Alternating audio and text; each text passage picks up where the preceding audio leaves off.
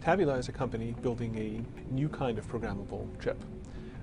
Our chip is universal in the sense that after manufacture, you can tell the chip, you're a TV now, or you're a DVD player now, and it will change its configuration basically to perform whatever function you need it to perform. Now, you'd think that the overhead for that universality would be huge, and in fact previous attempts to build programmable devices have an enormous overhead, making those chips very large and very slow and very expensive and so on.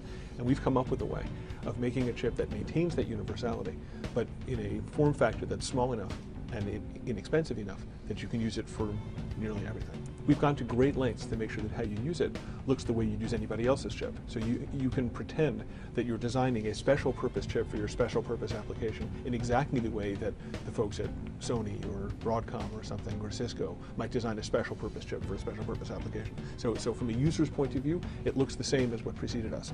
Under the covers, however, we have a very new approach to how to build a programmable device, where basically we've built a three-dimensional programmable device, the very first such object.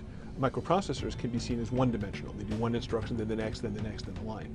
You can see a special purpose chip as two-dimensional. It has a two-dimensional arrangement of fixed functions.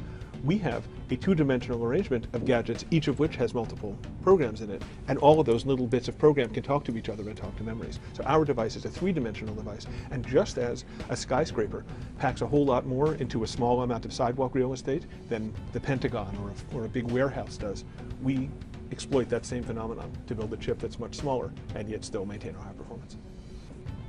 The opportunity to change people's lives depends on our ability to innovate new solutions to problems. The fact that things are changing so rapidly, like the explosion of the internet, is forcing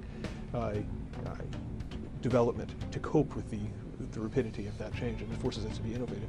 And frankly, although it's of much lower importance than the fact that innovation is what permits us, I think, to try to change the world, is it also makes our company a fun place to be.